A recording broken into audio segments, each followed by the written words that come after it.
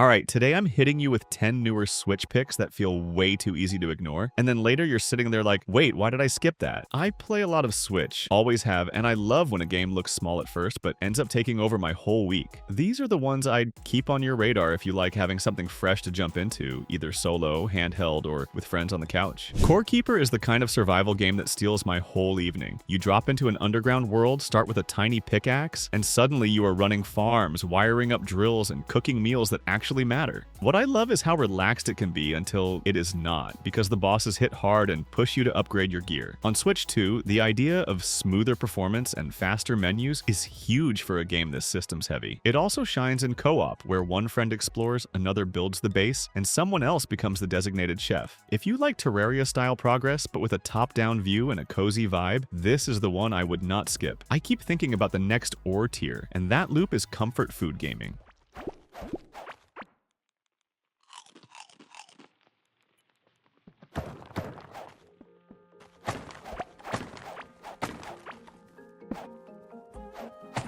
Big Helmet Heroes looks like a Saturday morning cartoon, but it plays like a simple, satisfying brawler. I am a sucker for games where you grab a goofy weapon and just start cleaning up a stage with a buddy. The big hook is the cast of helmeted knights, each with their own little twist. So swapping characters keeps the fights fresh. On Switch, that pick up and play energy is perfect for couch co-op, handheld sessions, and quick bursts between bigger games. I also like that it is bright and readable, so you always know where the hits are coming from. If you miss old school beat-em-ups, but you want something lighter and more modern, this is an easy recommendation. It is not trying to be deep, it is trying to be fun, and sometimes that is exactly what I want tonight.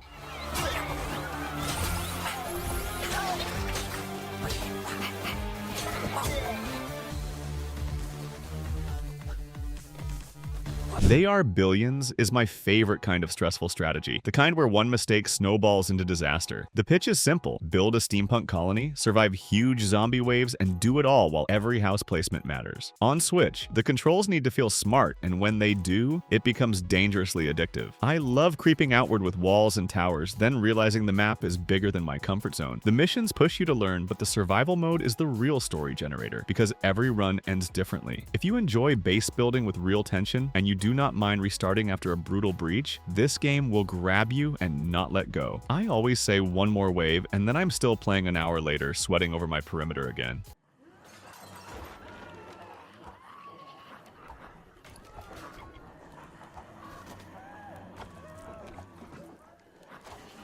Neo. Memories in Orbit gives me that Metroidvania itch, the one where you map a strange place piece by piece. The art style feels dreamy, and the movement looks built for that smooth, handheld feel I love on Switch. I am into games that reward curiosity, and this one seems all about finding hidden routes, shortcuts, and upgrades that change how you move. The title alone screams mystery, and I am hoping the story hits that sweet spot where it is emotional without getting too heavy. If the combat lands, it could be a perfect late-night headphones game. Just you, the soundtrack, and a weird alien station to untangle. Keep this on your radar if you want exploration first and objectives second. I can already picture myself chasing one more upgrade before bed and forgetting what time it is totally.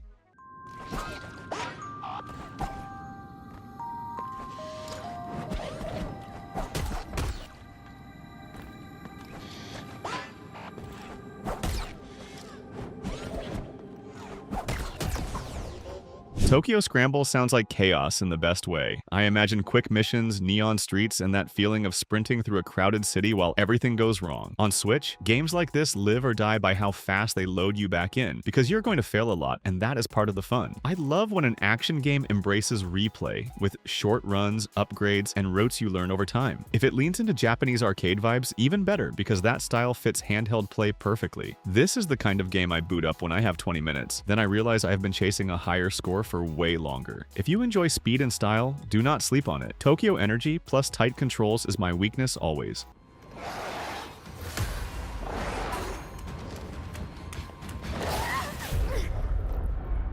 Suika Game Planet is for anyone who understands the danger of one more round. The core idea is still that perfect merge puzzle, where two matching fruits combine into a bigger one, and your tiny mistakes stack up fast. What makes a Planet version exciting is the chance for new boards, new themes, and maybe some wild twists that mess with your usual strategy. I like puzzle games on Switch because they fit handheld mode like a glove, and this one is the definition of easy to start, hard to stop. It is also a great party watch game because people love yelling advice from the couch. If you want something calm, calm, colorful, and secretly competitive, this is a smart download to keep around. I have lost track of time with it, and I'm not even mad about that.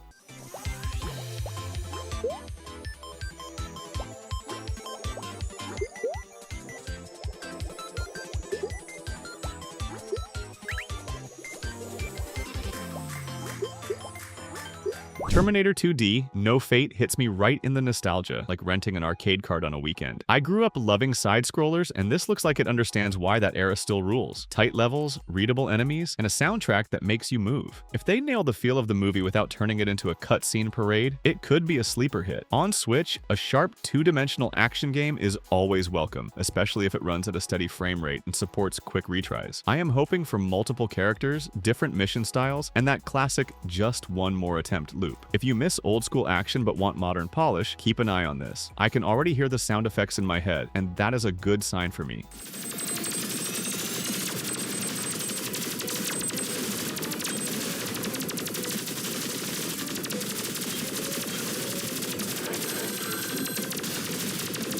Skate Story is one of those games I cannot explain to my friends without sounding like a weirdo, and I mean that as a compliment. You are basically skating through a strange underworld, and the visuals look like a dream you remember only in flashes. I love when a game takes a simple action, like pushing on a board, and turns it into a whole mood. On Switch, that could be a perfect headphones ride, just vibing and landing tricks while the world gets stranger around you. If the controls feel good, it might become that comfort game you play to reset your brain. It also seems like the kind of title that sticks with you after you put the console down. If you want something different, this is it. I am rooting for it to surprise us all again.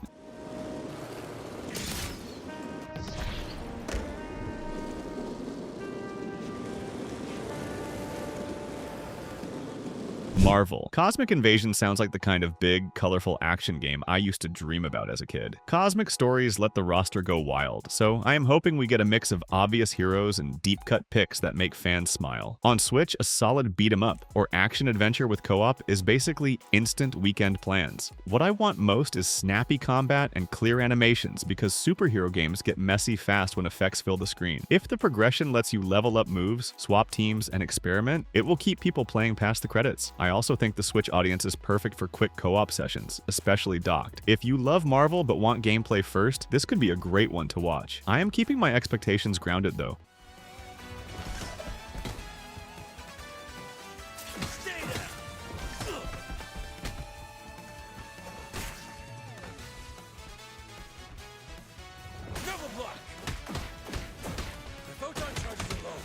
Viewfinder is one of the coolest puzzle concepts I have seen in years. The trick of using photos to reshape the world feels like magic the first time you get it, and then it turns into this brain-bending playground. I love puzzles that make you feel clever without being mean, and this one has that "wait, can I do that" energy. On Switch, being able to pick it up, solve a few rooms, and put it down is perfect. The art is clean, the ideas are fresh, and the solutions often come from looking at the space in a totally new way. If you enjoyed Portal but you want something more chill and creative, Viewfinder is absolutely worth your time. This is the one I would show friends to impress them. It makes your brain stretch, then rewards you fast.